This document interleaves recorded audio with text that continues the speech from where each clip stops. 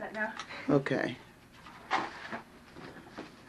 And our discussion today is going to concern children and the raising of same. Okay. Where would you like to start? What's your definition of training the young? What does it take?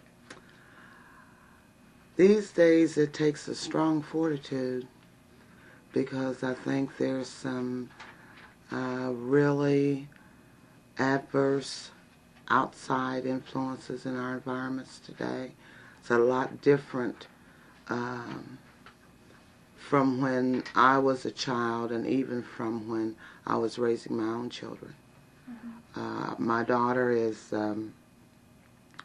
35, and my biological son is 28, and then I have adopted a son who's 22.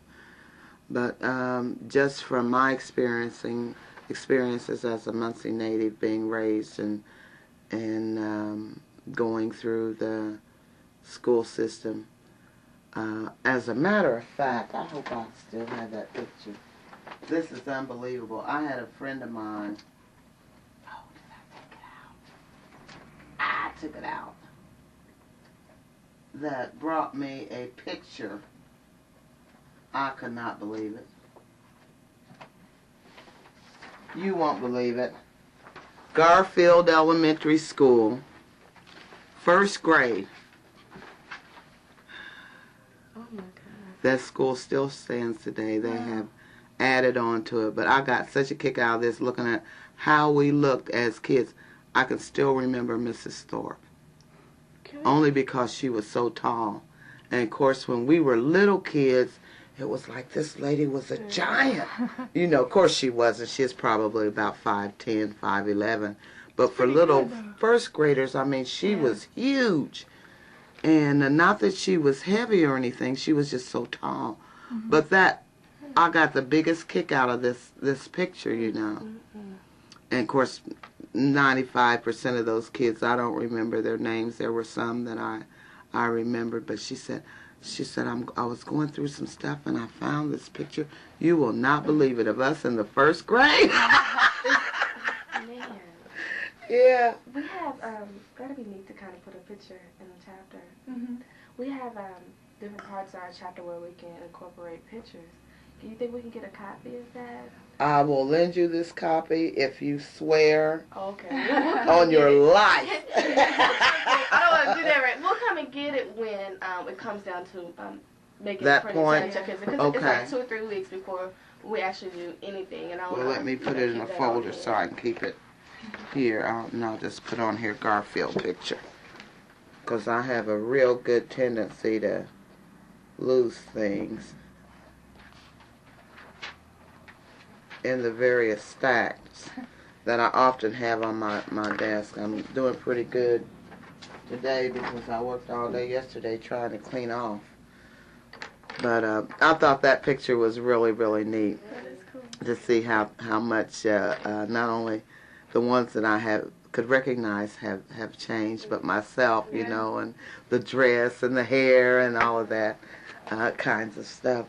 But it's a lot more difficult today, I think, than in raising youngsters than it was back when I was my children were small. I was parenting. I was a single parent, and I've worked with young people a fairly good portion of my life. During the time that I was going to Ball State, and I was going full time, I worked at the Juvenile Detention Center, the old one. Now it's called YOC, or the Youth Opportunity Center. But it used to be right about a block from where we are now. And I think that's when and my children were, well, they were going to Burris, but they were like, it was in probably first grade, kindergarten, something like that. My daughter was like 6th grade. It's quite a time span between the two of them. And working at the detention center was an ideal position for me because I worked nights. and going to school full time, it allowed me an opportunity to do my reading and studying, research papers, whatever was required. So it worked out real good. However, on occasions I would have another shift, an afternoon shift or a morning shift, a day shift, where I would have an opportunity to interact with the kids actively. And that kind of got me interested in working with children and the problems that young people have, particularly adolescents. So as a result of that, I was the manager or director, I guess was the official title, of a summer youth work program for, I think the ages was like 14 to 21 or something like that, called Partnerships for Progress several years ago now. What was it, back in, I don't know, had to be in the late, mid-80s maybe, I don't know. But anyway, where I worked with a lot of young people in trying to get them, teaching them adult responsibilities and good work ethic, that kind of thing, as well as helping them with other problems that they may have that are kind of, that most teenagers have, as well as some personal type problems, family problems, that kind of things, relationship issues and stuff like that, as well as job training, which is what the program was about. Since I've been in this position, which has been about 15 years now, I have worked with other groups who have either clientele or in some measure serve youth. I've worked with the Muncie Community Schools, and for example, for a couple of years there I worked with as a new textbooks reviewer. There was some kind of title or something or other to the committee, I don't remember now, where what we were trying to do was to incorporate people of color into the classroom via the textbook. And there was a committee of us, of which I was one, that reviewed those textbooks, and you said, for each grade level, and said it may have been a math book, for example. Are the pictures, are there, if there are pictures, are there children of color depicted? That kind of thing. And examples, for example, are there examples that depict people of color in the written text? That kind of thing. Foster parented for a number of years. At one time I had 6 young men in my home. I had a couple of 17-year-olds. I had, Marty and John was 17. Dante, I had 3 17-year-olds. I had a 16-year-old, a 14-year-old, a 13-year-old, and Jermaine, which is a special needs child that I ended up adopting. And I was a single parent. And I was crazy. You haven't lived until you have a house full of teenage boys, I tell you.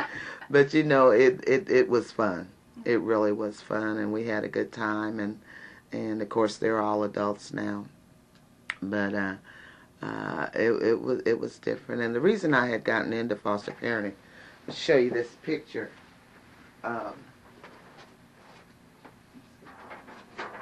In 92, I was nominated for Adopted Family of the Year. Where are we? There we are.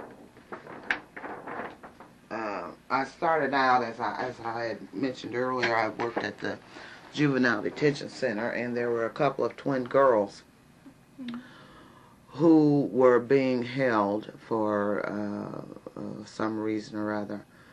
And one of the recommendations was from their probation officer at that time that they be placed in girls' school. And I felt like it was unfair. because the alleged infraction that had occurred did not warrant such a severe punishment, I felt. So I, in turn, went to the judge, and there was really no one to speak on behalf of these girls, and they are in the picture. They're twins. And I don't know who I thought I was, but I went to the judge and said, you know, I think what's about to occur is wrong. There was an altercation at school, and the fight, and the girls were picked up and placed in detention, and I feel that because they really don't have a family, intact family unit, that they're being punished not for their behavior that occurred in conjunction with the fight, but the fact that they don't have anyone to go to bat for them. And I just don't think it's fair. Yes, they're obnoxious. Yeah, I mean, you know, they're teenage girls. What do you expect? You know, and they're kind of loud and lacking social graces. But that's not a crime. Yeah. Okay, there's certainly not one that warrants that kind of incarceration. So I kind of persuaded him, and he agreed, and he said, what do you suggest that we do with him? And I said, well, I'll take him. I don't know where that came from. And he said, okay. He said, I'll notify the proper authorities and get the paperwork and everything done, and they can go home with you when you get out of class. Because I went to his office prior to going to campus. And I said, fine. And then after I got out on campus, I thought, you have certainly lost your mind. What are you going to do with 2 more kids? You know, because I had my son and daughter, and at that time, so I said, well, I'll just talk it over with the kids, and we'll make do. And so we did. And of course, they're both adults then. But that's what started me off with the foster parenting thing. And then once I got in the system and got to know some of the people that at the welfare office, social services, who handle the foster parenting component of it, they began to call me with other children. But from that point on, I always took boys because my son was growing up, you know, and I just felt like they would have more in common, you know, the sports thing. And at one time I had kids in Central, I had kids, which is right over here, had kids in Southside, which is way over there, and my kids were going to Burris. So it was like, you know, oh, Mommy, we've got a game. Well, you go to Southside. Well, we got practice. You drop them off at Central, and, you know, and then there's something else going on at Burris, and it's like, I felt like not only the old lady in the shoe, but a perpetual cab driver, because I was always the mom that carpooled all the other kids, you know. And but it was a lot of fun looking back. Sometimes I wonder, you know, how I did it, and I realized that it wasn't me, it was the Lord working, you know, because otherwise I would have just been really, really nuts. Because I think I don't even watch basketball on TV anymore, okay? I really don't. I don't watch it. Because it was always this practice or that practice or this game and that game, and who do you root for when you got kids at one school playing against kids on the other, you know, at another school, and you root on one side and you run on over to the other side, second half, and you root, you know, it gets really crazy. But it was a lot of fun. I have to say I enjoyed it, and I was blessed in that the kids that were placed in my home were kids that I could work with. They, even though they had some issues and some problems, they were kids that for some reason just seemed to fit in, you know, and we worked together as a family unit to resolve issues. And we had family talks, and we had family study time, you know, and all those kinds of things. And we did lots of things together. So at one time there were like 10 people in my house. And it was just, you know, everything was done in shifts. Mm-hmm. You know, laundry almost every day of some sort. Mm-hmm. You know, today may be underwear day, socks and T-shirts, and tomorrow may be jeans and sweatshirts, you know. But it was fun because everybody pitched in and helped. So when I hear people say that I am a proponent of foster parenting, and when hear people say they don't want strange kids in their house, and you know, you can work with them. Mm-hmm. You know, it's just a simple thing of love and affection and attention and having an open mind and open ears, because sometimes kids need to talk to an adult, and many of these kids that are in the system have not had an adult ear that they can bend from time to time, and they need that. You're right. I was reading my chapter last night, and actually about different things that I felt that, like, what a perfect teacher would be or something like that. And I talked about how we all need, even from a student now, an open eye, a mind and ears, just to have somebody to listen to. We all need that. Taking, you know, what we're saying sometimes. Absolutely. And children are no different. They want to be heard, even to this little one. You know, they want to be heard, and they want someone to listen to them, to pay attention to them, to do things with them, and that's something that is just innate in our nature. We all want that.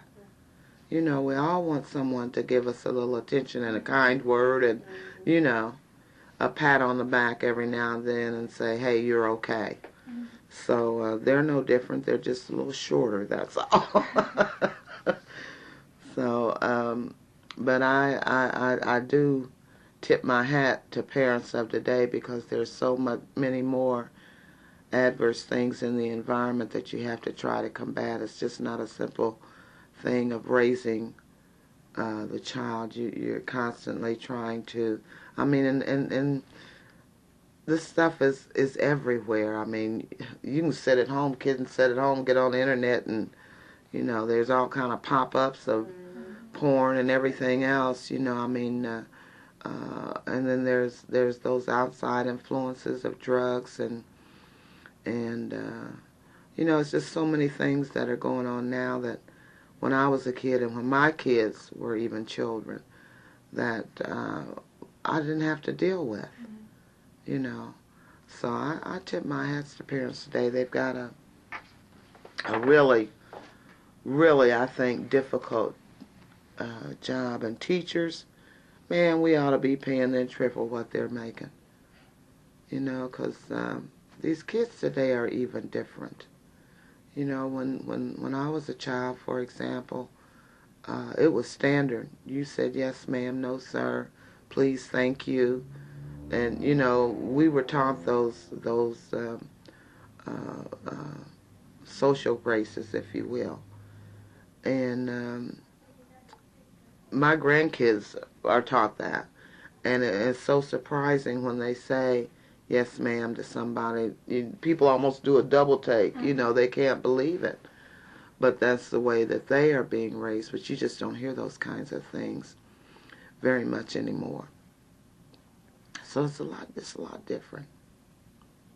Kid, we used to play games, you know, Foursquare and hopscotch and jacks and, you know, those kinds of things. Now kids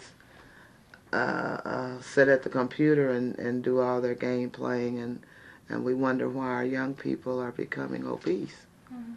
Well, you know, we ran and dodgeball and, I mean, all kinds of stuff. We didn't have video games and stuff. And it's hard to sit in front of a TV or a monitor and not snack. I know.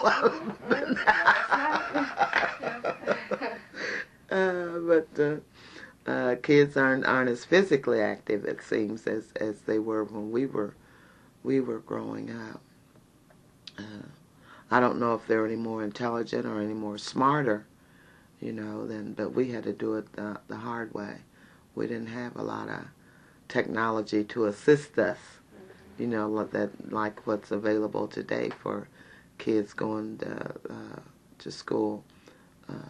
I've got a picture of my oldest grandson that was taken in, I think, 3rd grade maybe. That was in the newspaper. I don't have it here, no. But where they were introducing computers into the classroom, and he was asked to pose, you know, at one of the learning centers. And it's like, wow. And just think from that time, which has been about 17 years or so ago, well, no, it's not. He's only 17. It's been about 12 years or so ago. How far we've come just in the last, say, decade with technology in the classroom. So it's a lot different. Yeah.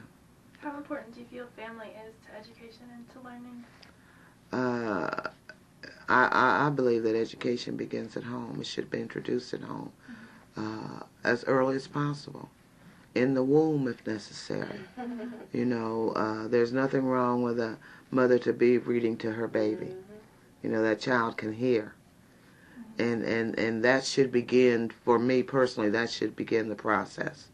And it should be a lifelong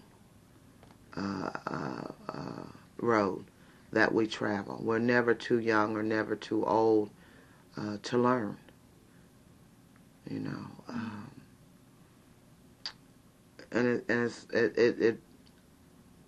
we emphasize school. We should begin really seriously preschool. I think children should be prepared and school ready. And preschool and Head Start programs assist with that, and learning your numbers, learning your ABCs, how to print your name, where you live, your telephone number, who's your mom, where she works, those kinds of basic things that even pre-K children need to know. You know, 911 or the police department. Of course, everyone practically now has 911 systems. A few years ago, there were, you know, you had to actually call the police department number because all communities weren't on the 911 system. But I think pretty much it's nationwide now. And a 3-digit number, every child should know that prior to beginning school. You know, so I think it really begins even before that child can even talk. You know, read to them. Get picture books. You know, and this is a ball. You know, ball. And if you got one in the house, show them a ball so they can associate that and hold the actual ball with and associate that with the picture. You know, and make them eager to learn and want to learn, so that when they get into that formal classroom, they're open and receptive to what the teacher is doing in the classroom.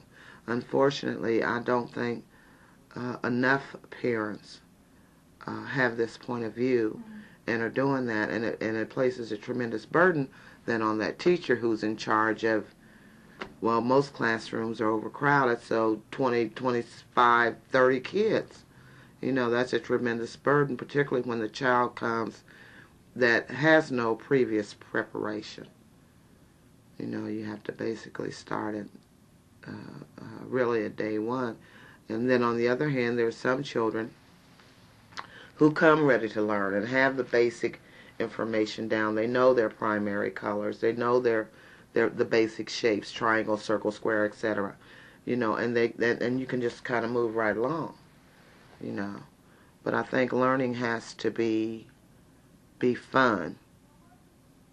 You know, and you can incorporate that into the games that you play at home, or you know, if a 3-year-old can sing a complete song off a video off of MTV, they can learn their ABCs. That's true. You know, it's just where do your priorities lie? You know, They may not be able to write in cursive, but they can write. They can print their name, But you have to work with them. And I think that road to learning really begins in the home prior to formal school. And as time goes on and technology and our use of the same increases, we're going to have more education, and the ones that don't have it are just going to be left behind. Because technology is it's unbelievable, to think that I can sit here and get on the internet and talk to someone in Tokyo just still amazes me. But just think, our kids growing up, they chat all around the world. They think nothing of it. To them it's like, well, we always had this. And my new little grandson that was just born, it's, 2 weeks old today? No, 3 weeks old. No, he's a month old. Gosh, time flies. Just think, when he's a senior in high school, for example, I cannot even imagine how technology will have transformed the classroom and the learning environment. Because I just, with my 17-year-old, I just see how it's just exploded within that short window. What's it going to be like in another decade or two? And those that aren't receptive and ready, those children, they're going to be left further and further behind. It's like you almost have to have some kind of computer skills now to do anything.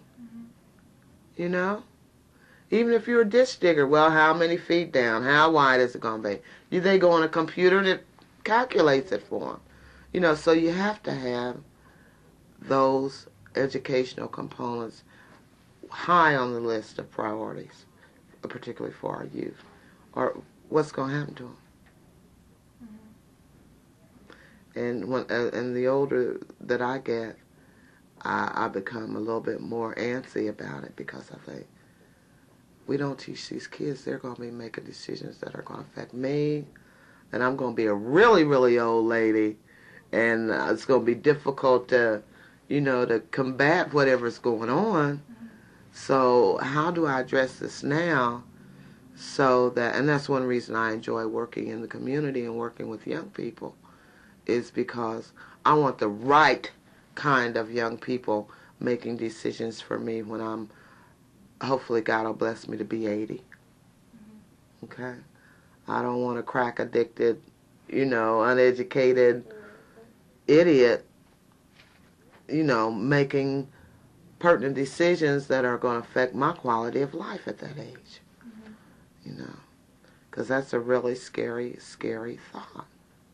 And if we don't take measures now to ensure that something drastic doesn't happen, then when I'm 80, I'm going to be in big trouble. So, and I know that seems a long, long ways off, doesn't it? That's like, that must be that other century about. But yeah, I think it's one of, should be. And sometimes I think one of the things that kind of irritates me is that those in the political realm will espouse that education's a priority and well, okay, pay the teachers what they're worth. I wonder if that's ever going to change. Because I'm an education major going into English, and I wonder. I mean, that's been a problem since way when I was young. It's not going to change because it's a good buzzword like family values. Doesn't mean anything. Gets people all excited and stuff. It's like, yeah. But the reality is, put your money where your mouth is. If we think education is a priority, why are our teachers one of the lowest paid professions in our country? It's not just a community or a state problem. This is a national problem. Here we entrust our most precious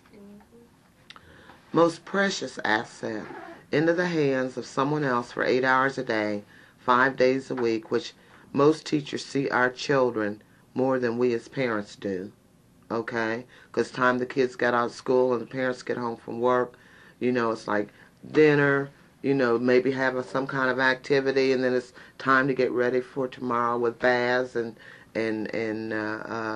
early morning prep and bedtime. And then you're with the teacher for another 8 hours. So teachers tend to have a lot more control sometimes over our young people than we as parents have. And we want them to do that. We want them to educate them. But we don't want to pay them. It's almost, and maybe this is the wrong point of view, it's almost like, well, you're a babysitter, and so therefore you're low paid and we don't have to give you very much anywhere. And they should get real raises. Have you ever, well, you're an education major. I know you've been in the classroom. Yeah. I also did that too, as a sub. And I subbed for a few times, and I thought, well, when I was going to Ball State, and I was looking for some part-time work, and I subbed in the school system, I thought, Lord, I don't want to do this. So scary. I'm about to start substitute teaching now. Are you? Oh, God. Well, honey, just I don't have the patience for it, not that kind. But I was subbing in the elementary level. Maybe if I had been in the upper grades, even the junior high or certainly high school. But those little kids in elementary are nuts. They won't sit down. They won't shut up. They won't stop throwing the paper or the gum or pulling somebody's hair. I mean, it goes on and on and on. And I really had to get tough. And I didn't want to do that, because I knew that I'm a new face and they don't know me. And, you kind of get used to your teacher over time, and can calculate or anticipate what it is he or she is going to say or do in certain situations. And I knew they didn't have that experience with me, and I didn't want to get tough, but I mean, they were out of control, okay? And finally I said, sit down and be quiet. I had to get tough with them and scared them to death, but they're something else. And I think we really, really need to pay our teachers. I think every one of them deserves a humongous raise. I do. But we say that education is proponent, but yet every time it seems there's some funding that needs to be cut or some money that needs to be transferred from one pile to another, education is the first pile that's looked at. And then we start taking away from that, and programs in the school systems are reduced or eliminated, and teachers' aides and whatnot are removed from the classroom, and and I think if we're truly, since I sound like a politician, don't I? Gosh, I think if we're truly sincere about educating our children, then we need to put our money where our mouth is. Really do. How do you feel about the importance of higher education when so many people are leaving their hometowns to go to college and then not coming back? I know, well, everywhere, but Muncie in particular has a problem with keeping young leaders here. We've always had that problem, particularly in the black community. It's been exacerbated to a horrendous extent. And it's a phenomenon that I've always kind of, it's always kind of irked me. Because what I often hear, in fact, I just heard that earlier this week, we were having a similar discussion at a meeting, and one of the white persons that was there said, well, our kids leave too. That's true, and that's a good point. But what are you really trying to tell me? That because white kids leave, that it's okay that black kids leave? And I wish at the time that I had questioned further, because I've heard this over the years over and over again, and I've been thinking about that. Because on the other hand, when we want someone that we feel is quote unquote qualified to hold a position, whatever that position may be, we'll go to extreme ends in other places to research and recruit to bring them back here. Well, we've got a campus with umpteen thousand students, of which there is a significant minority population whom I'm sure that there are some qualified blacks, maybe not from Muncie as Muncie natives, but are associated with Muncie through their education, that we could look to fill some of these positions versus going to New Jersey and Pennsylvania or wherever and recruiting people in, you know. And we have lost a significant amount of black talent from Muncie natives who are not able to successfully get a lucrative position. And consequently, they have relocated to somewhere else and been quite successful. Okay? And we need that energy from the youth, and we need that intellect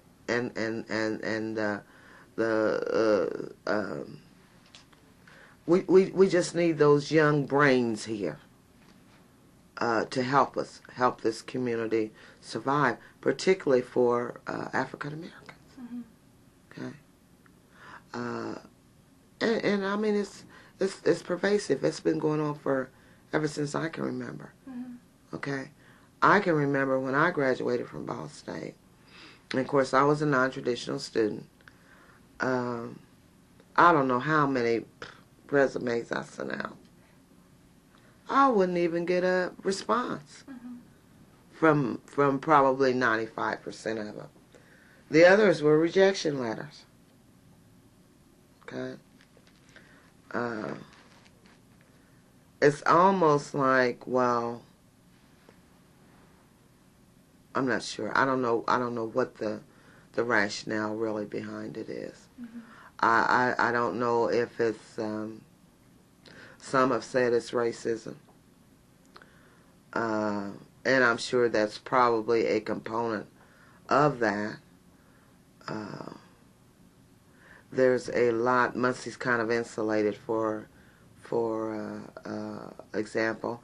That may be another reason that, you know, you're my sister and there's an opening and I tell you about it and you've got the basic skills, they'll hire you, where she, being an African American, well, naturally I'm going to choose my sister over an African American. I know my sister. I don't know you.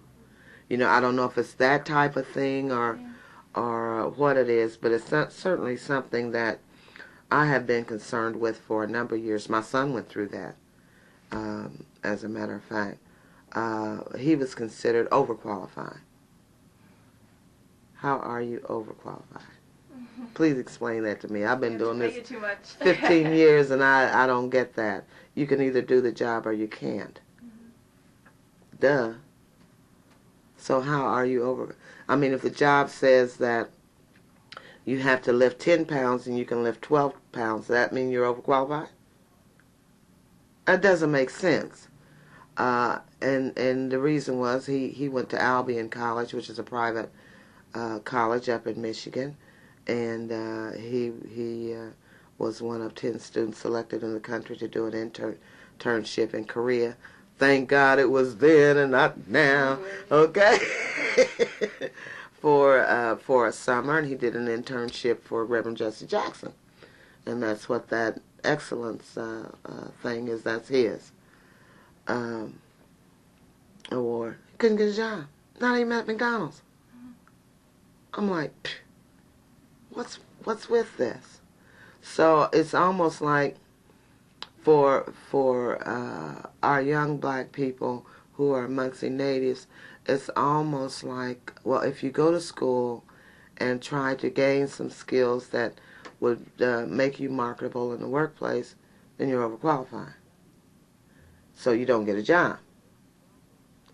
Then if you don't go to school and you don't finish high school and you don't have a GED and you go to apply for a job, you can't get a job because you have no skills. You have no education. So where do you draw the line that says this is acceptable and this isn't? You know, everybody has to eat. So it oftentimes it makes you wonder.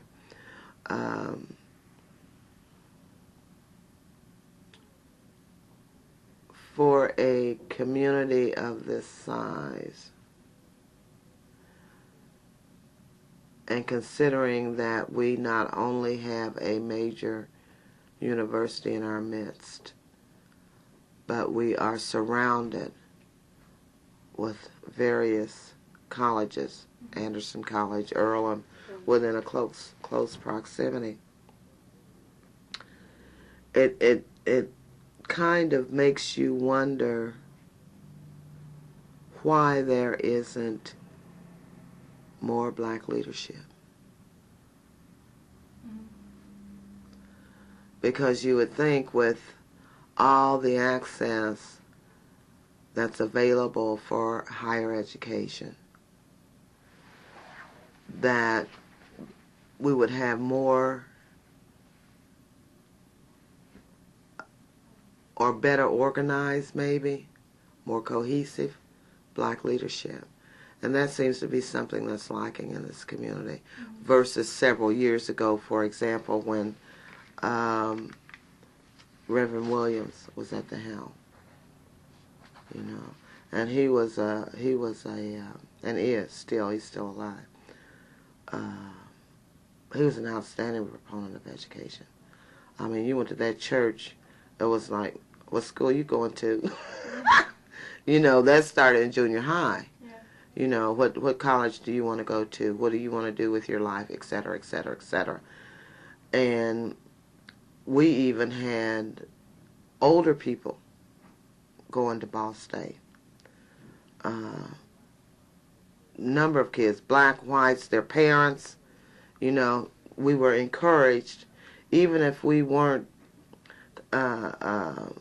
actively pursuing a specific degree, take a class. Take a class of something that you like or would like to learn how to do, for example, photography or woodworking or whatever it is that is your fancy. Go to the campus, sign up for this class. And a lot of our older members did just that. They'd take a cooking class, you know, or they'd take a ceramic class or just something fun that maybe they had always wanted to do and had never really gotten around to doing it, because our leadership at our church encouraged that. Vivian Conley, does that name ring a bell? She was a member of our church. She was on campus. Her daughter was on campus. And David, and 3 of her grandsons was on campus when I was on campus.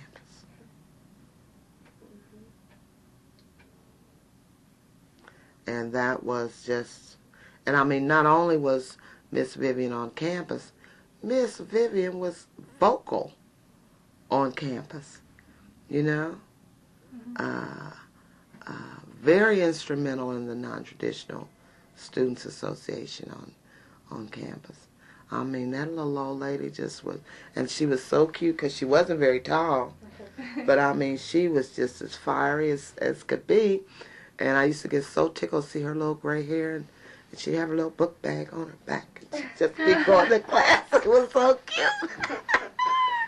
But she not only was very active on the campus, she was very active within our church and the church structure and hierarchy. She was very much involved and encouraged many of our church membership, as well as her other children and grandchildren that went to other churches to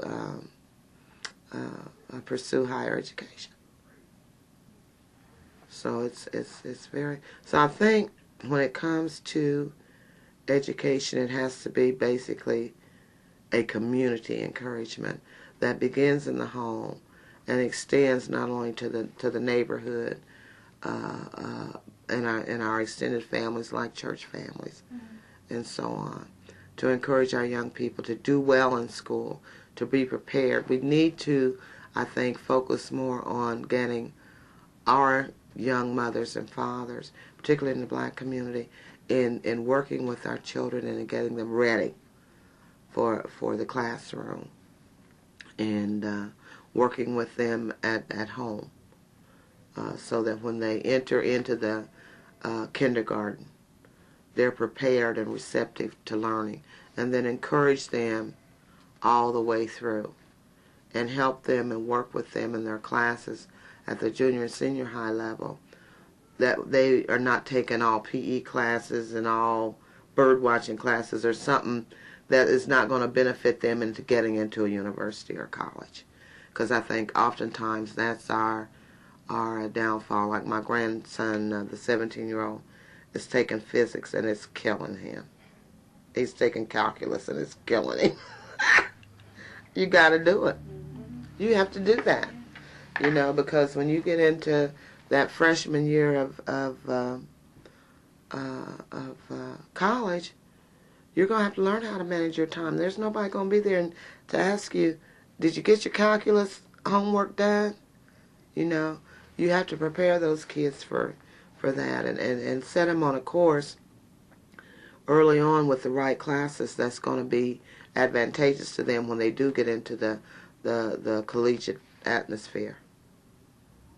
You know, because so many times kids take, you know, cooking and PE and other kind of what I call frivolous stuff classes, and then they get into that first year on campus, and it's like a whole cultural shock. It's like, oh my God, Mommy! Because, I mean, you know, those professors, they're going to get paid whether your chair is warm in that class or not. And so they're just going to go right on. And if you're not able to keep up and haven't adapted, you know, the skills, time management, and setting priorities, etc., to do that, your time that first semester is over, you're on academic probation. Mm-hmm. And by the second one, you're out the door.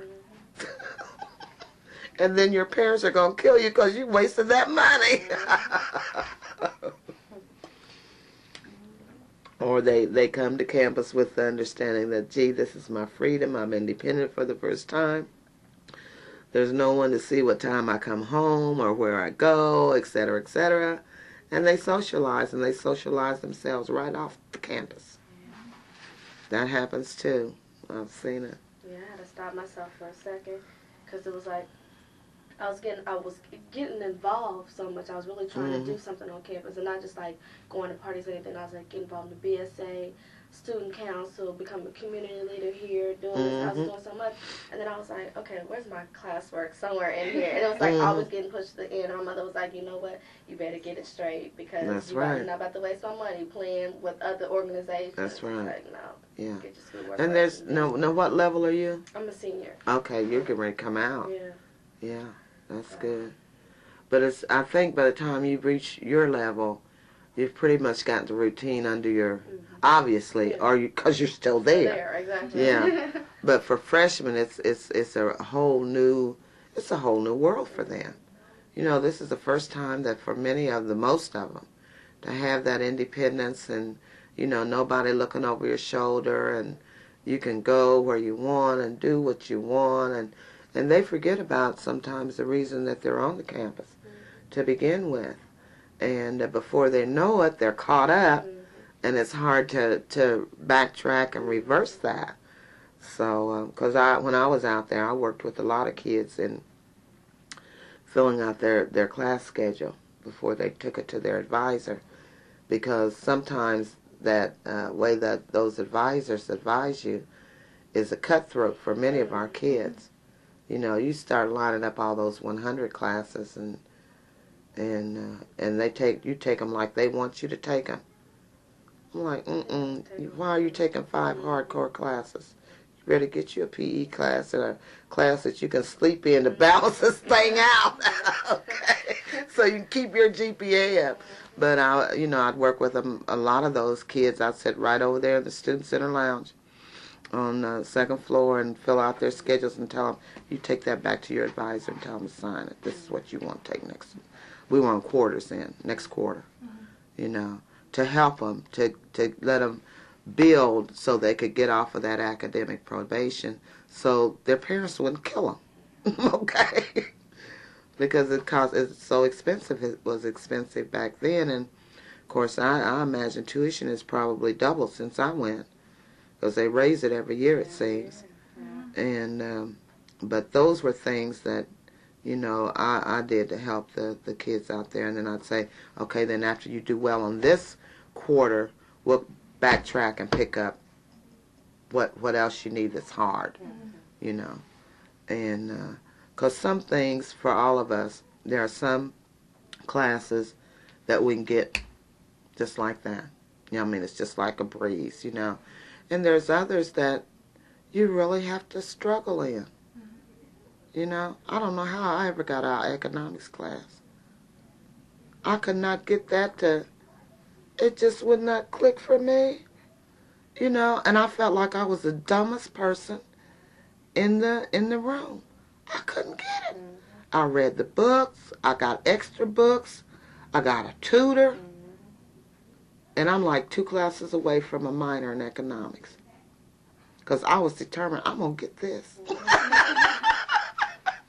heard horror stories about econ classes. Yeah. I couldn't get it either. I just put It it wouldn't- one major class and then that was it. It wouldn't click for me. It would not click for me. And maybe that's because I wasn't a math person. And I know a lot of math people really good in econ. Yeah. My dad's amazing at it. Really? You give him an APR, a principal, and he'll tell you how much you owe. I don't, it doesn't click for me. Psychology, snap. That was my major. I seldom had any problems. I was like 4.0 in my core, which is psychology. And then my minors were ed psych and it was ed psych and social psychology. So psych, where I had a double minor. And I mean, it was a breeze. It was just like, you take no notes about that. You know? You know, but that econ and, well, statistics, yeah, that wiped me out too. The stats class, I was like, numbers just don't compute. Yeah. And I've got a grandson who's in 1st grade. Let's see. Yeah, he's in 1st grade now because he's 2 years older than he. And math is his thing. He can calculate stuff in his head. You know, I mean, simple things, you know. He can add and calculate and stuff, and sometimes he'll use his fingers and he'll work it. And the teacher says, math, he said he could be in the 3rd grade in math if someone could work with him. But he has no interest in anything else. That's all he wants to learn. The spelling, you have to sit down, study your spelling words, you know, and stuff. But the math, he loves it. He loves it. If I don't have a calculator and I run out of fingers, okay, I'm in trouble. It's great because so many people are afraid of math. But good that he's really into it. Yeah, he loves it. And he'll take anything, marbles or checker chips, you know, the little round, and he'll play with those. And they've gotten him an Arabic game with flat marbles that you play. There's a name for it. He'll sit for hours and play with that and count them, how many marbles fly up in each thing and how many marbles is all together in this column, that kind of stuff. He loves it. It drives me nuts. My little cousin's like that. She has all these strategy games. She's like, come on, Carla, play with me. And I'm like, I do not want to embarrass myself. I mean, that's okay. You go get your file there. I was like, no, that's okay. I can't do the strategy. Just play war. Yeah. Yeah. Well, you mentioned education definitely being one of your values that you've tried to instill in all your children. What other, of course, leadership and things like that. What other values, do you try to? A work ethic. I think that's critical, particularly now, and our children don't have that. They just don't. they don't have a real understanding. And it's too bad that something is not taught to some, and it may be included in other areas of certain classes, but there needs to be a separate class that focuses just on being a good worker and a good productive member, of society, as relates to employment. You know, the being to work on time, even starting the night before and getting enough rest so that you're able to get up on time and be at work on time, and when you're there, how you conduct yourself and how you approach people and how do you interact with co-workers or whoever your boss is or your supervisor, or if you have subordinates, how do you interact with it? Those kinds of things. Basically how we treat other people. And we don't have that. From this desk, I've heard some stories that would make your hair stand up of how employees have been talked to by their superior or other co-workers, and things that have gone on in the workplaces with just, it's like, wow, is this a Twilight Zone or what, Because, crazy things go on. Things that in this day and age are just almost unbelievable. And we're just not teaching our young people those kinds of good work behaviors. Getting along with your coworkers, not being obnoxious, staying and doing your job. You're supposed to be running a machine 8 hours and you're over in 2 departments over yakking. That's not productive. Then you come around and you wonder why you're being disciplined. Why there's some kind of disciplinary action taken against you. Well, could it be maybe because you were tardy 20 times in the last 35 days, or the fact that you were absent 5 of those days in that same window, and the fact that you were written up twice for being in somebody else's department? Hello, But from where I sit, and my investigators, of course, we and all of it is not that bad. I don't by any means mean to intimate that, but it's just we just don't seem to have the kinds of work ethic. I can't think of a better way to describe it. I don't see that in the young people. Like, a fellow was talked to, a young man in his early 20s, had a very lucrative position for him. And the company had sent him on a business trip. All expenses paid, mind you. And so he went to the hotel and registered and everything, picked up his reservation, went to his room and called his buddy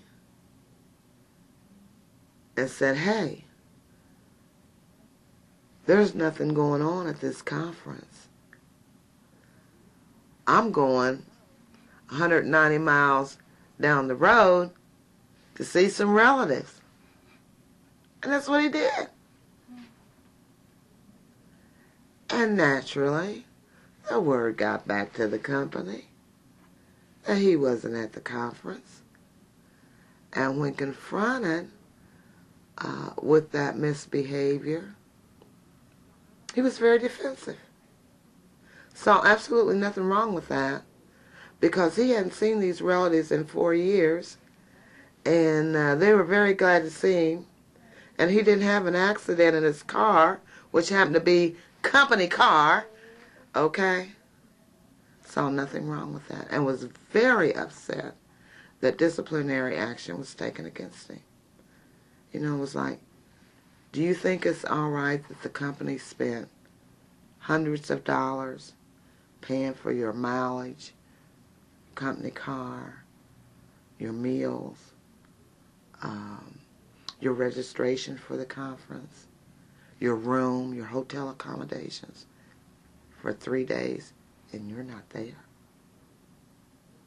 Not only are you not learning the information that you were dispatched to partake of, you could have had an accident in their car and gotten killed or killed somebody else. They would have been liable. What are you? I was wrong because I didn't get it. I thought, this is really, surely to goodness these kids aren't thinking like this. You know, surely to goodness somebody somewhere's got a better work ethic than that. But I hear, not to that extent naturally, but I hear from, on a fairly regular basis from time to time, similar types of stories from employers or those who work with young people. You know, it's that the work ethic is just not there.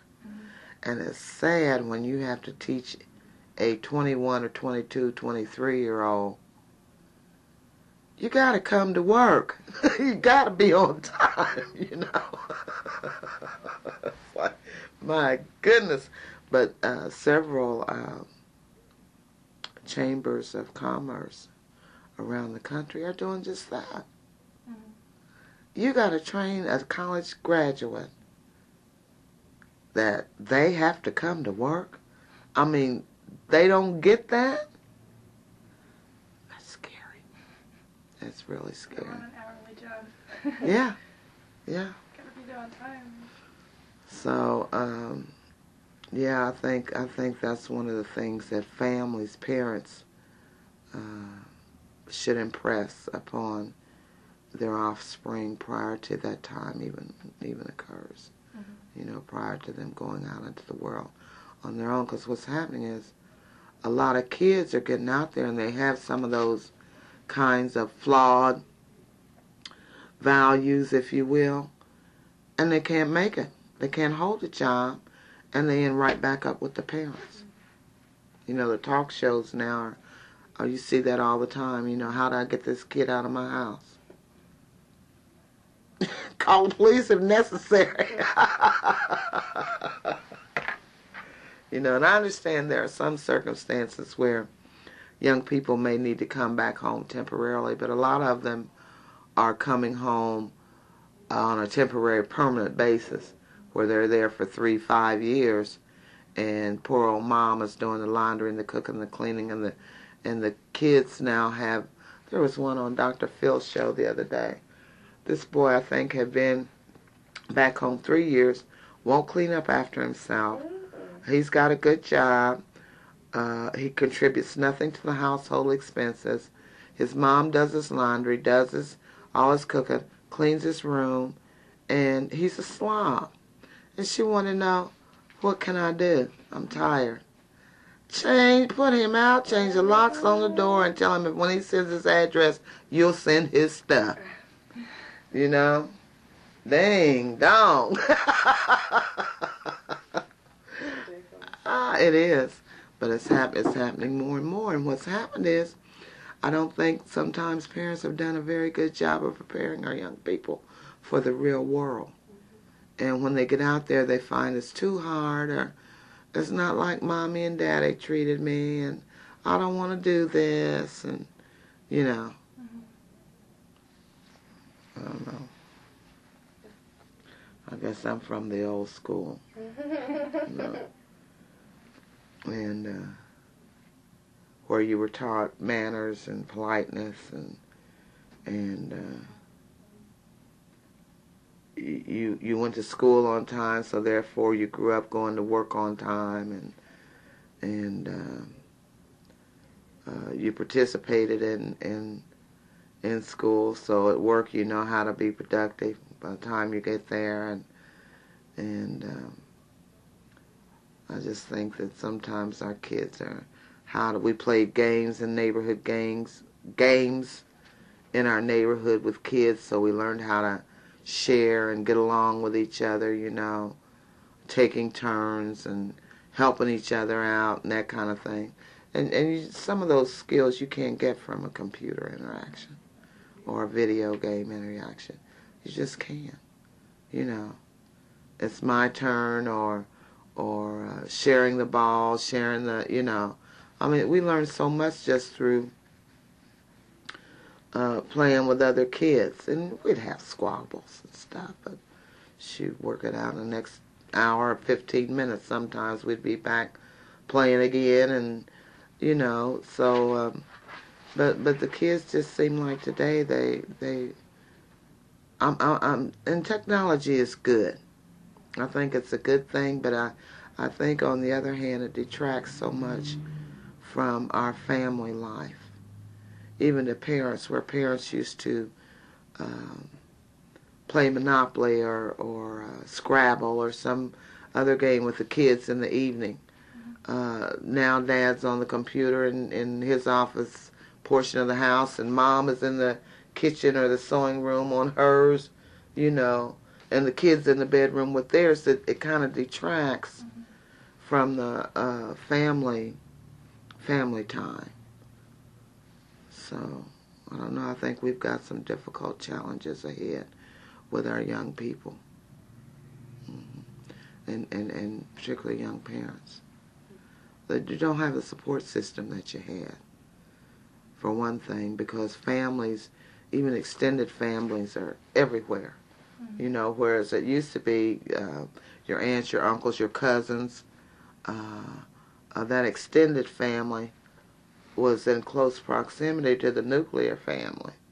You know, so you had babysitters built in, basically. From some aunt, somebody in the family was the babysitter. Excuse me. Yes? Order my usual.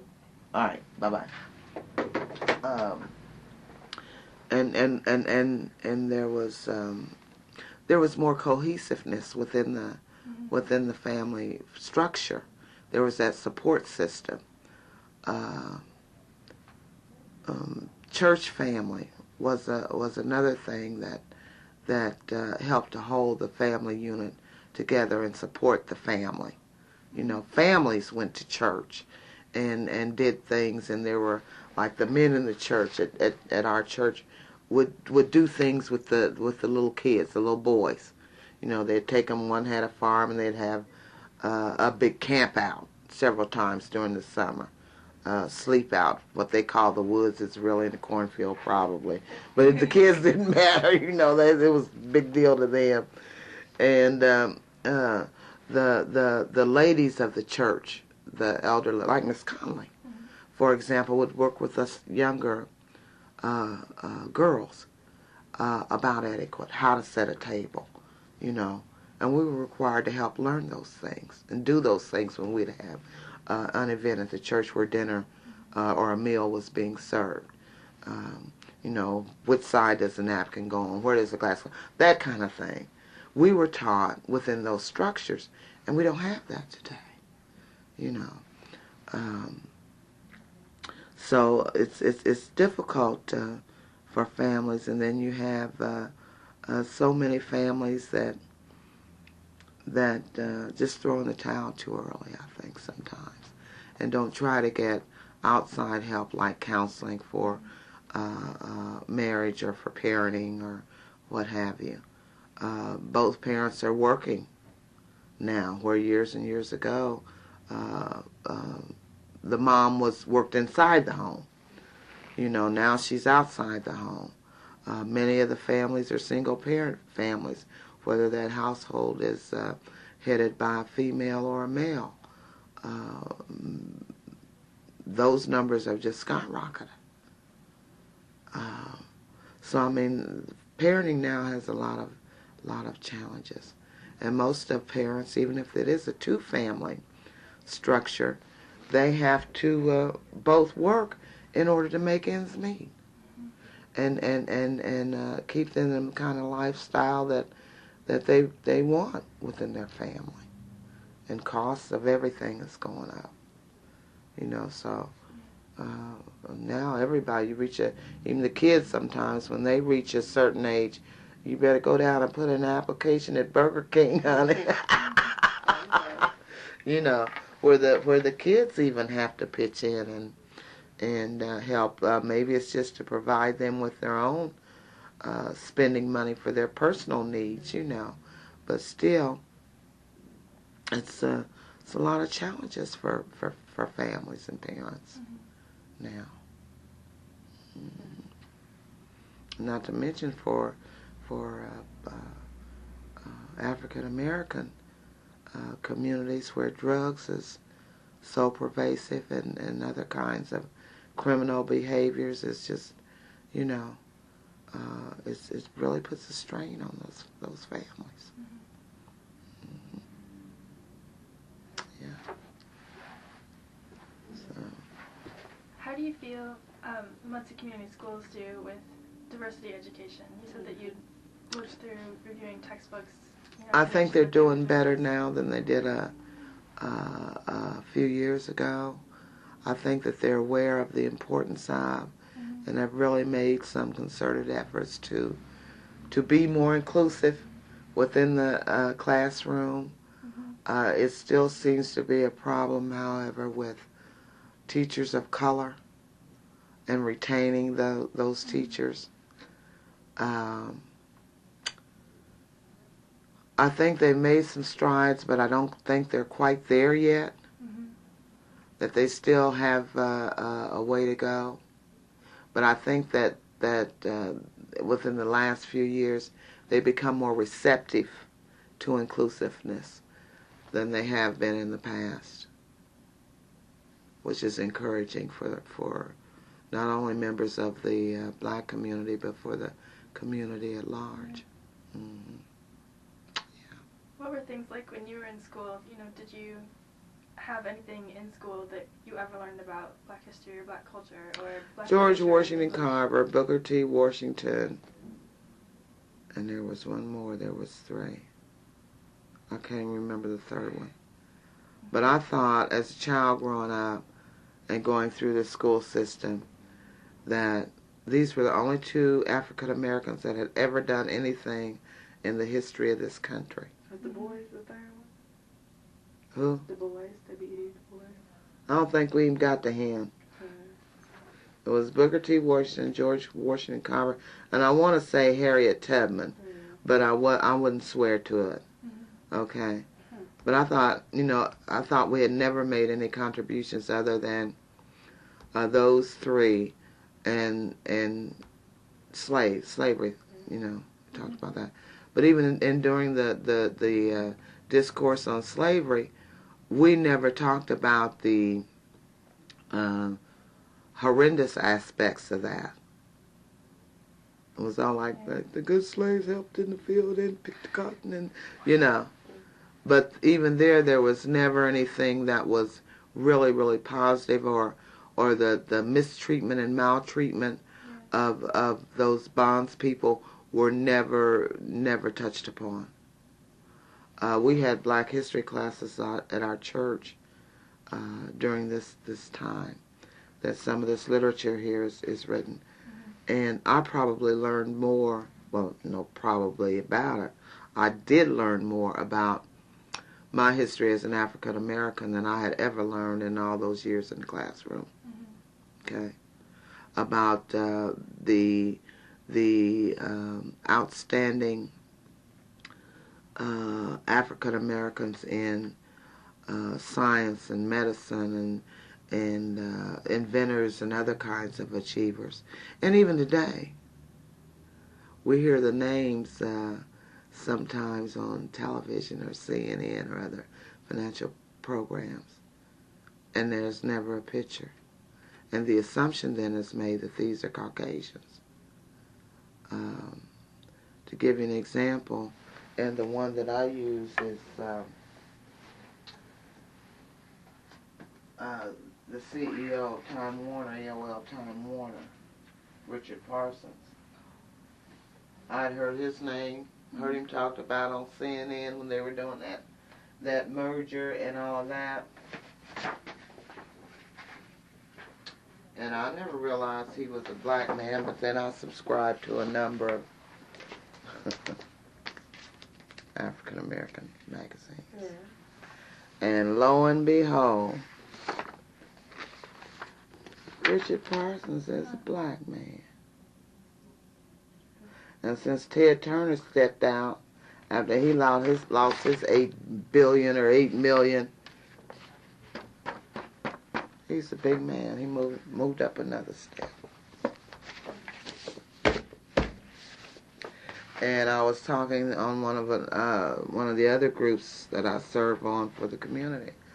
Isn't it ironic that our media will give us the names and no faces when African Americans are extraordinarily gifted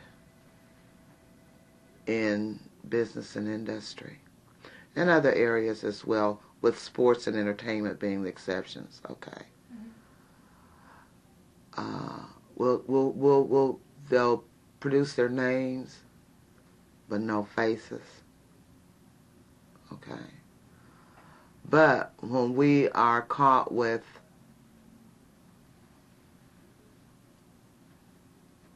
when it's discovered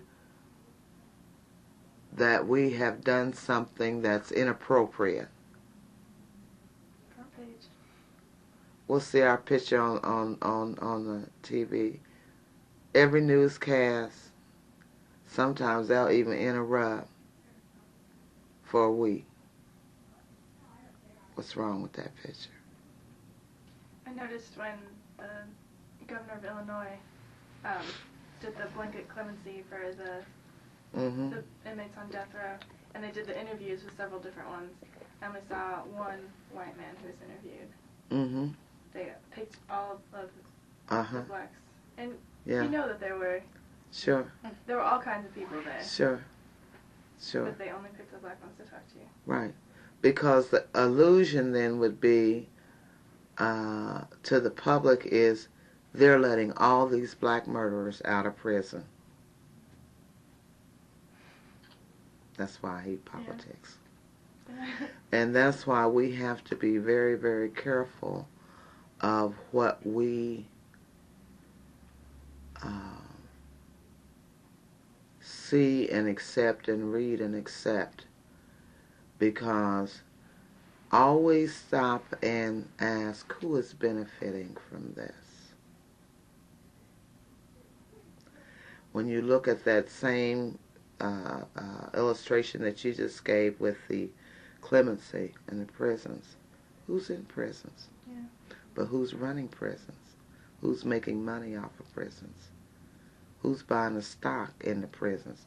Prisons is a business anymore. Okay? When I can buy stock in a prison, like I can buy IBM or Pennies or whatever, Microsoft, whatever, what's wrong with that picture? All it is a new plantation. That's all it is. And it starts right on your local streets with law enforcement and runs all the way up through the judicial system, penal system. Whole criminal justice system needs to be overhauled. When you can get twice, and sometimes in some states 3 times the sentence for crack cocaine as you can regular cocaine. The white drug of choice if you're a cocaine addict is not crack, but the powder cocaine. Crack is cheaper. But that black man with that crack is going to get 20 years, and that white man with the powder is going to get 3. What's wrong with that picture? Drugs is drugs. Selling is selling. It's all illegal. But who benefits? But see, we get so caught up in those sound bites, and we accept them as fact, and sometimes we don't even realize how we're being manipulated to think or believe. It's just like if I tell you long enough that her sweater is red, after a while your eyes is going to see red. You see. Yeah. And that's exactly what happens. So we have to be very careful and question things when we hear, because what we hear and what we see is not always true. It's a reason that those European companies are countries and other countries around the world, with the exception of Britain, is not backing George W. Think, people. You know, all these countries that have been at the table with us for decades, why are they saying, can't go with you this time? It's a reason for it. Something's wrong with the picture. Look at the picture. But we're so used to those. And we have a tendency to put people up on a pedestal because they have a title. Okay? Hitler had a title too. And we forget that. And there are groups in this country, in this state, that will tell you that the Holocaust never happened. And people believe that. They believe it. I had a student, in fact, a Ball State student, a few years back. I was out there sitting on a panel. And this kid come in with a Confederate flag and Confederate hat. And, he was very obnoxious. And I treated him very kindly. And one of my closing remarks was, I said, I would just wager that probably everyone in this room believes in a higher power, whether we have regardless of what label, because sometimes we use different labels. Maybe it's God or Jesus or Allah or whatever, but we believe in something beyond ourselves. And I said, as a Christian and believing in God and the Christian philosophies, and I do believe in a heaven. And I looked dead at this kid, and I said, one good thing that brings hope to me is that heaven is not going to be segregated. We're just all going to be one in the body of Christ. There ain't going to be no separate place for nobody. And I looked down at the flag here. You put this big flag on the floor. I said, ain't going to be no separate place for nobody. And after that class, and of course I talked about some other stuff too that related to equality and inequality and segregation, etc. Finally, he had taken the cap off, and he came up after class and he apologized. Wow. But he had been taught so many erroneous things that he believed him. He'd never taken the time to hear the other side. And after talking, and other panel members as well, just in general to the audience, as a whole, he learned some things that changed his mind. But he believes the Holocaust never happened. That's a Jewish lie, and the Jews own all the money, and they run, the usual racist rhetoric, I guess. So you people have a lot of work to do. Yeah. Because old folks like me is passing the torch to young folks like you guys, and we're trusting you to do a better job than we have. So you got a lot of responsibility. Have fun along the way. Yeah. So you think things have gotten better with diversity education here over time? Yeah. Still think they've got a long way to go because, you know, I'm a proponent of teachers can't teach what teachers don't know. Yeah. Okay? And if no one encourages them to do the research and to seek out other means of educating themselves, they're not going to because they're busy folk too. Mm-hmm. You know? And they weren't taught any differently than I, you see. Mm-hmm. So our academia, I think, has been remiss in not being inclusive in our history of this country. Pardon me. I think had they been more truthful in the writing of history and been more inclusive and told actually the truth, this country would not have suffered to the extent as it has as far as race relations is concerned. You see, because that's what's lacking. That's what's causing a big rift is the ignorance, the lack of knowledge by even educated people that have just assumed what they have learned and their experience is the way the world operates. Yeah. And that's not true. You know, when we talked about slavery, we didn't talk about them boiling them in the pots.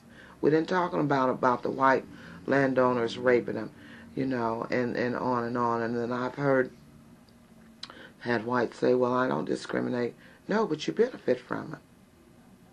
You know, and one example that I've used over again is World War II, when blacks had a separate military units, Yeah. and when they served and came out of the war, when the war was over and came home, of course there was a big housing boom, and that's when women had first really gotten into the job market, you know, moving from home to the workplace.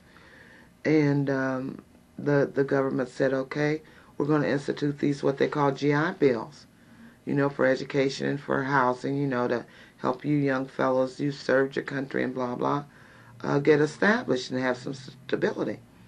And whites, and there's an addition right over here behind where I live, across 12th Street, that went up, you know, and the line of demarcation was 12th Street. Blacks didn't go past 12th Street, you know. They were forced to live more or less in Whiteley and in industry where I live. And but the line of demarcation, honey, was absolutely 12th Street. You know, there were no blacks on the other side of 12th Street. Well, those properties, a lot of them, particularly some of those newer additions, was built right after World War II. Whites were able to get those low-cost, low-interest loans, okay?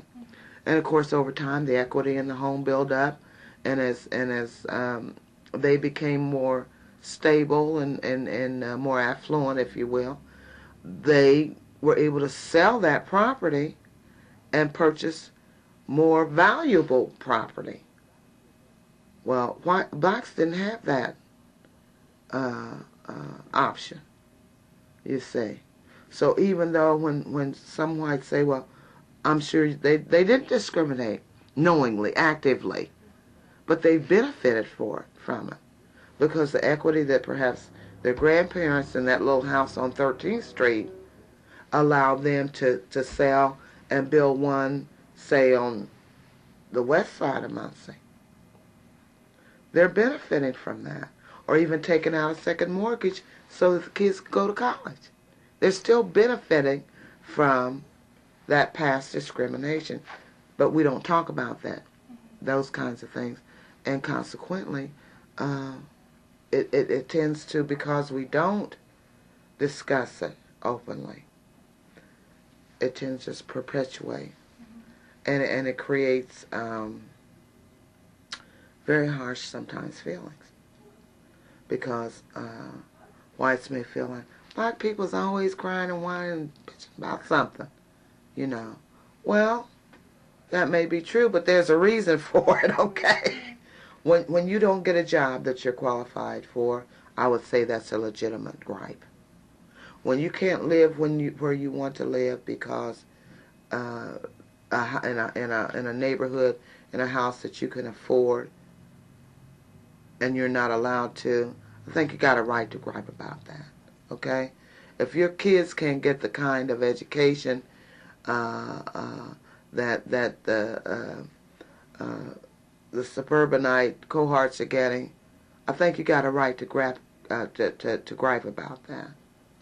You see, and we have to have an understanding that these things go on, and to some extent, we both live in the same world, but we've got different glasses on, and we need to switch glasses for a minute, okay? Because everything is not all right. And for many European Americans, they believe that with the passage of the civil rights laws of the 60s, that rectified all the problems, and it certainly didn't, because there's a huge educational component that was completely left out, that we have to do in this country for people to understand. We don't talk about the internment of the Japanese during World War II. These were Americans.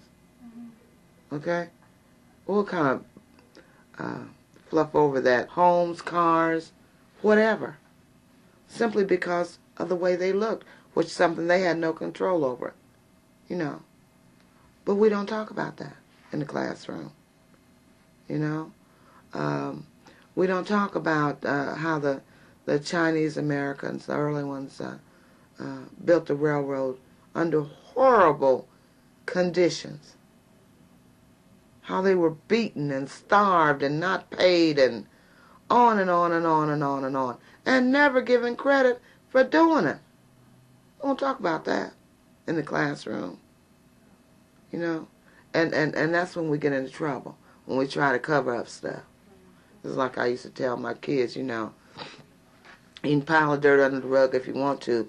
One of these days I'm going to come in and see the mountain in the floor. Okay? And question that, you see. And with the onset of technology, we got to do better. Because, see, the U.S. is not the only country that's got textbooks. Kids can go on the internet and look at textbooks in someplace else. It's going to tell a true story. So we're getting better, but we got a long ways to go. It's just simple.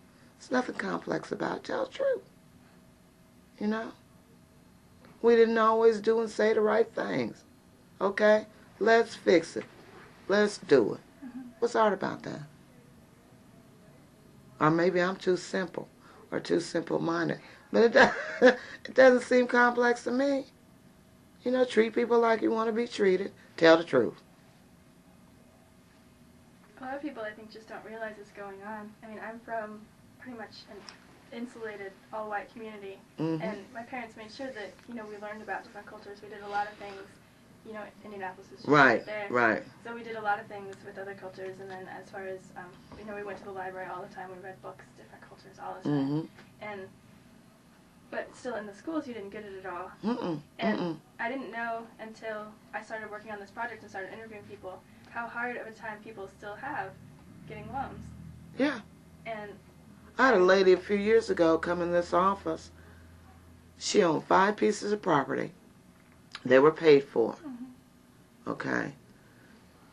She wanted to purchase another property in a different neighborhood, okay, and use the 5 as collateral to purchase the 1. And doing that with her, what she had set aside to put as a down payment and closing costs, etc., her payments would have been relatively low, right? She couldn't get a loan. I'm like, you own 5 pieces of property and you can't get a loan from the bank? Yeah. Well, I knew that things didn't change overnight with the civil rights movement, but I thought that by now things would be a lot better. Honey, you'd be surprised. We had a gentleman come in here the first of the year. They hung a effigy of him in the locker room and taped it to his door so that when he went to work and went to change, he naturally had to come to his locker.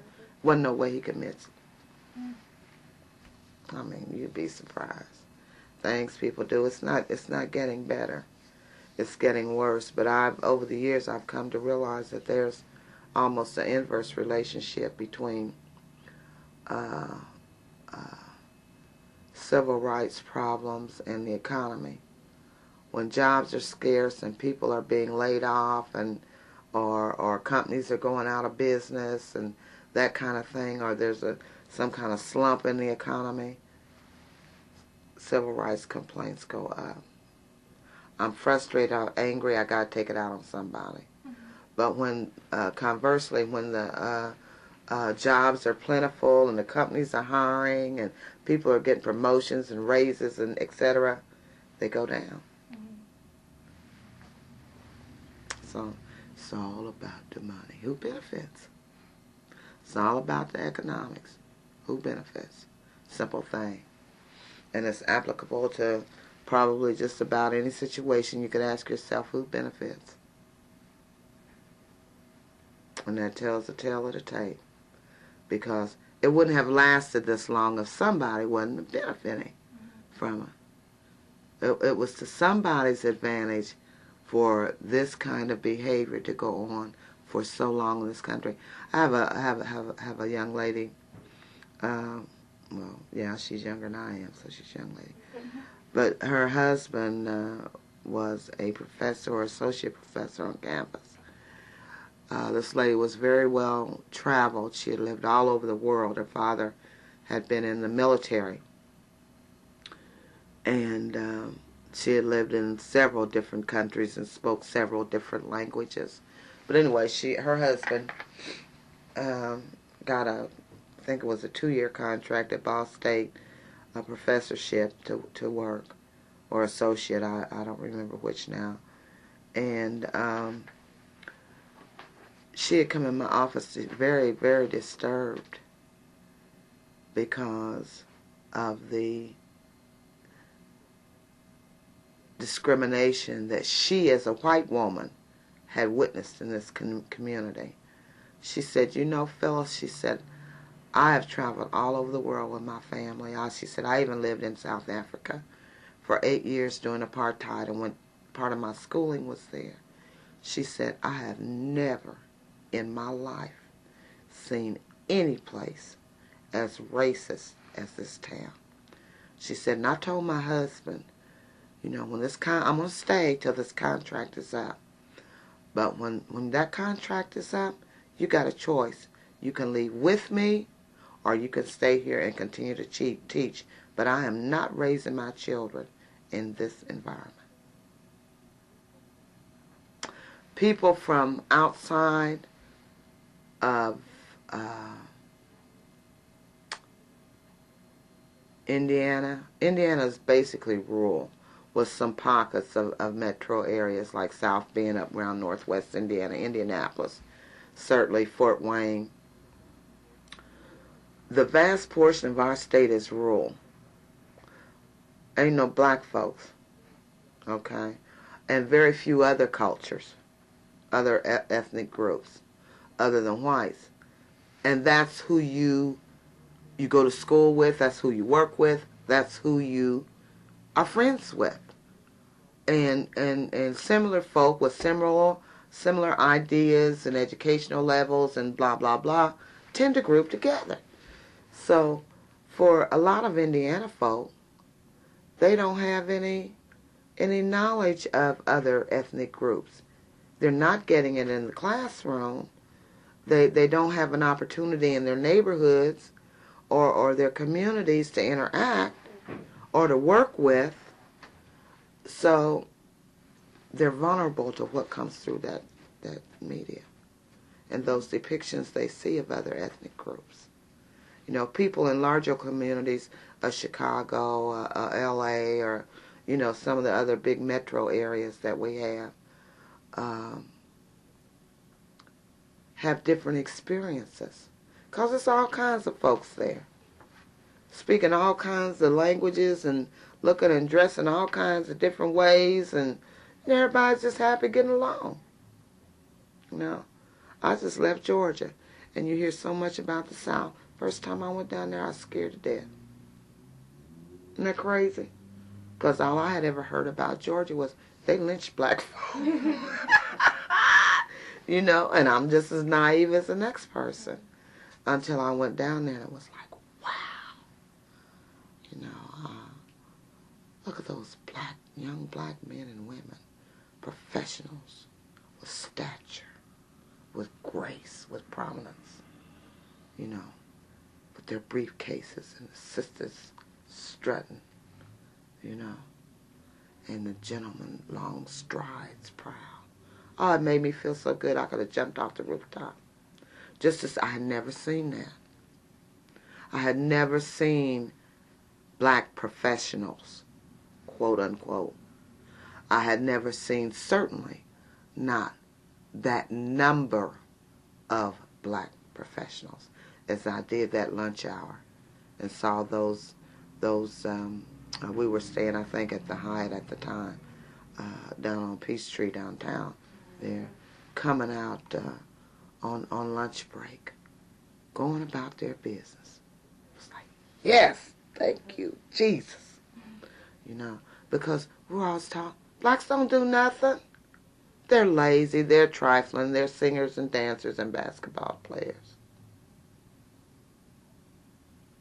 That's what the TV taught me. My classroom didn't do any better. So, until I had that experience, it was an eye-opener for me, you know. Now, if I felt that way as a black person, what would the average white person with no experience think? So we have to do a better job in educating. We went to Wilson Middle School last week for their Black History program, and we noticed they did a kind of celebrity fashion show with different prominent African Americans throughout history, and they also did an awards show. And for both of those, they picked mostly, you know, the entertainers and not the other people. And I wondered if it was the kids that decided who they wanted. Well, I think kids have to have some encouragement and some avenue to enlighten them about other achievers. Yeah. For example, when I go into the schools, Maybe Dolores knows. let's see, what did I file that back? I've got a thing that I use. Well, let's do it this way. I know where I can get it.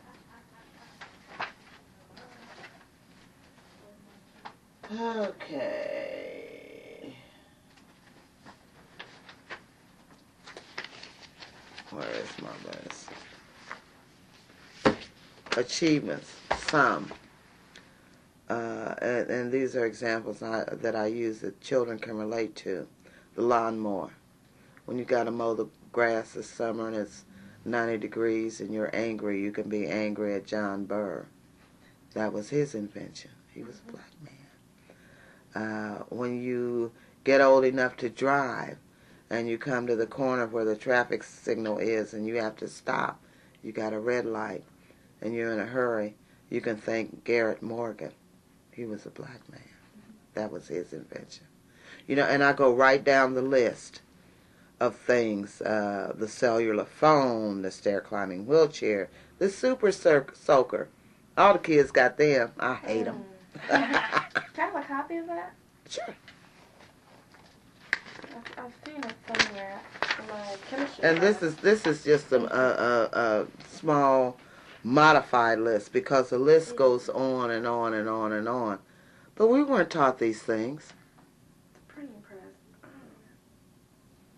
We were never taught these things. And I didn't realize until 2 years ago there were women inventors. Many of them. The laser surgery that is done now, the laser eye surgery, that is the machine and the process is an invention of a black, I can't say it, ophthalmologist. She's a black woman. She's about well, she's probably about her early 50s now. But I saw a clip through another Black History session that I was at of this woman. Why isn't her name on the front page? You see, as a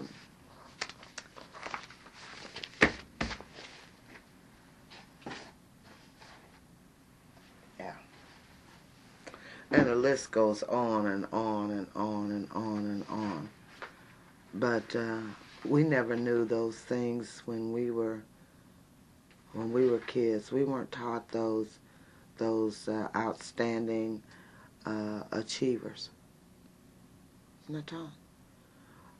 Even today, we're not taught the number of African Americans who hold CEO or COO positions within major Fortune 500 companies. We hear their names, but we never get a picture. And Richard Parsons is just one example. We don't even talk about the number of, or taught about the number of African American females that are in corporate America, okay, that are in upper management, okay. We don't talk about that. We never see their faces, never. And it perpetuates the myth that African Americans in particular are lazy or just want to play basketball all the time, or are not interested in doing any better, or they want to live in the projects, or they want to be on drugs, and the list goes on in a negative fashion, because there's nothing out there that counteracts that. Yeah. And we're not teaching anything any different. And the ultimate responsibility begins in our homes as African Americans. We have a responsibility to teach our children our history. We are not stupid. We do not have a lack of intellect. We have ancestors, and we come from a very rich heritage. And we can trace that heritage all the way back to the beginning of time. Mm-hmm. The first universities, the first of higher learning, were in Africa. You know, ain't many blonde hair and blue eyes there. No offense, okay? But when you're in that kind of climate, that don't work. The ancient Egyptians, and I love ancient history. I just haven't been able to get into it like I would like to, because it's very rich. I took a classical culture course when I was on campus, and that was really an eye-opener for me, because it talked about a lot about the Roman and Greek literature, and how and what, during those time frames, eras, and the fact that they sent their sons and daughters to Africa, to the universities, to be taught, and educated, and then brought back. I'm like, why not get that in high school? Nobody told me that. But there's a reason behind it, and there again, you're back to who benefits. So, and it's we have to think about it, because I began to wonder, well, why are Europeans the only ones that got a history? And the only one that is truly native is the Indian. And we dogged him, still dogging him. Why don't we talk about that in our classroom? Why do we have reservations for Indians? And sometimes they can't get off of it. Why don't we talk about that? Why are Indians always portrayed as a bad guy? Every single Indian is a killer? I mean, duh. Think. But that's how we portray things, and because we take those 30-second sound bites and we see them so often and absorb them so often, that that becomes implanted in us. And when we see people who may have the look of that ethnicity, it's like, God, I wonder where he's got his tomahawk. You know, we just kind of cringe because that's what we've been fed. And that's the way whites, to some extent, view African Americans, because that's what they've constantly been fed, is that negative, you know. So education is from the womb to the tomb, or should be, because we all have so much to learn in such a short time frame. There really isn't enough time to master all the things that we would like to or that we need to as human beings. And I'm just speaking within the realm of equality.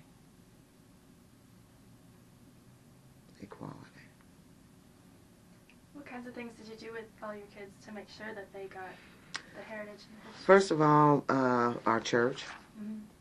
My kids, both of my kids are Burris graduates. Where there they have access to many cultures and various ethnicities. Because many of the professors that teach at Ball State, of course, you know Burris is a part of Ball State.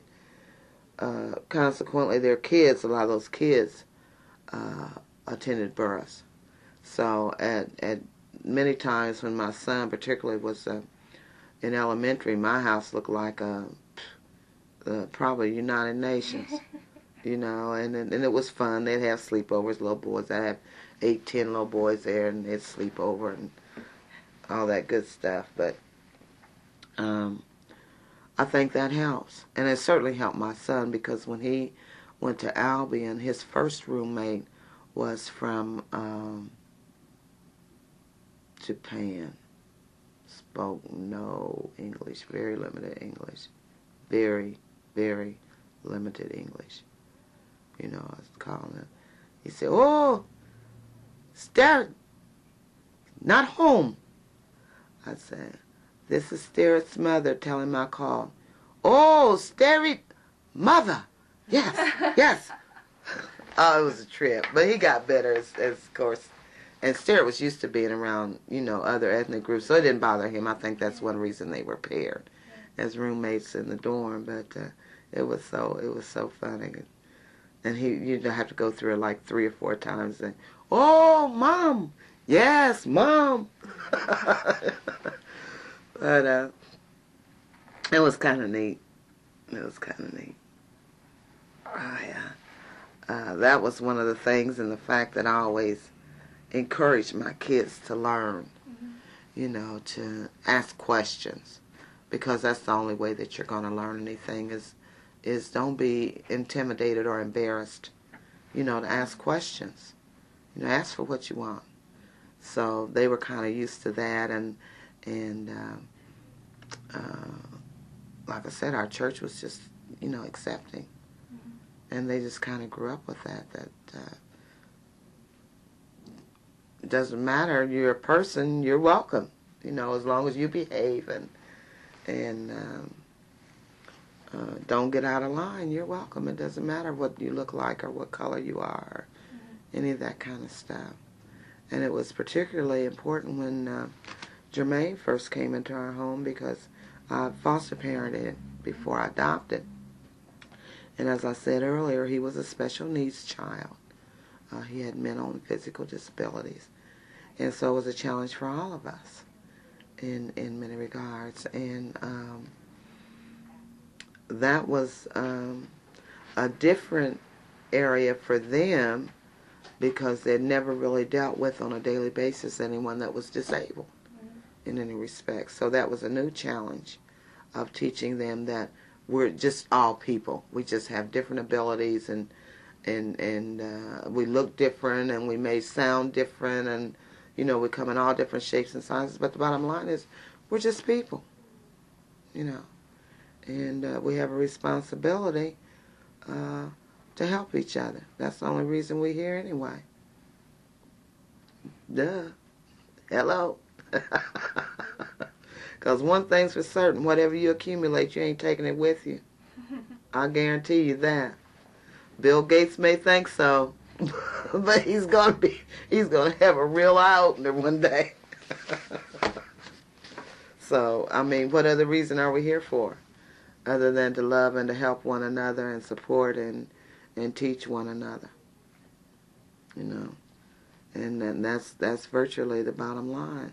And as a Christian and a person that's reads the Bible and reads the Word, I've not yet found any qualifiers in that love. It says love your neighbor as yourself. It doesn't say love them if they got on a green sweater, if they got on a gray sweater, if they're wearing jeans, or if they're female or male. It just says love your neighbor. You know. Doesn't say if you got nappy hair or long hair or black hair or short hair or, you know, whatever. It ain't in there. And I've challenged people to show it to me. You know, simple. Do what it says if you believe it. You know, you do what it says do. It's not hard, it's not complex. Treat people like you want to be treated. Love your neighbor as you love yourself. You know. So, but unfortunately we haven't grown as a whole community to that point where we can break what we have made complex back down to those simple, bare facts. Just love your neighbor. That's what the scripture tells you to do. And stop pretending, which is the other side of that. And certain people get on television talking about family values. I would just pray, Lord, let me just this one time jump through this TV to them. Just one time. But no, it's very simple, and it starts in the home. It starts with your children and the kind of family unit you have that encourages acceptance of people and experiences that are different. You know, and it begins in the home. And it has to be more than lip service. You know. Well, I taught my kids to love everybody. Well, that's not good enough in this day and age. Because you may love a pedophile.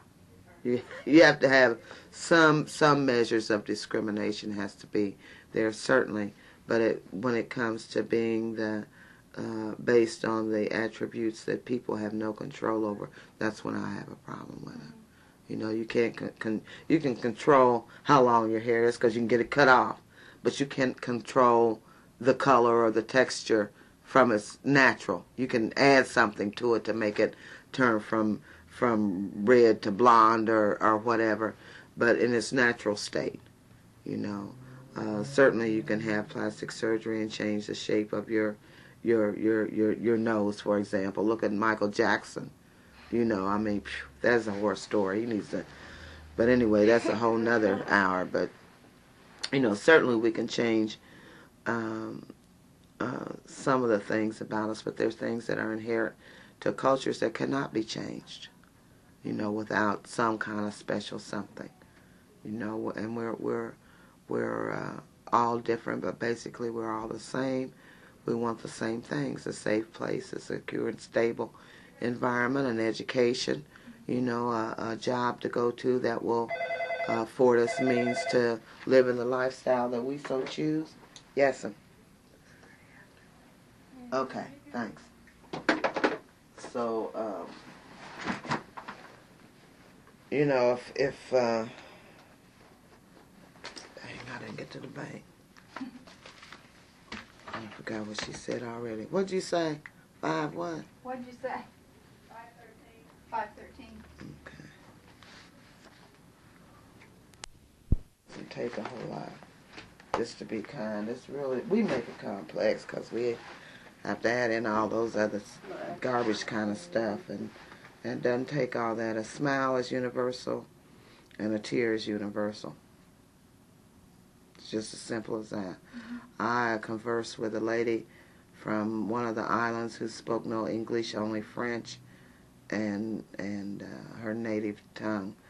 And my French extended to oui, oui, And that was about it. But we conversed for 3 days, you know, drawing stick people in the dirt outside the hotel in Washington, D.C. and made a friend.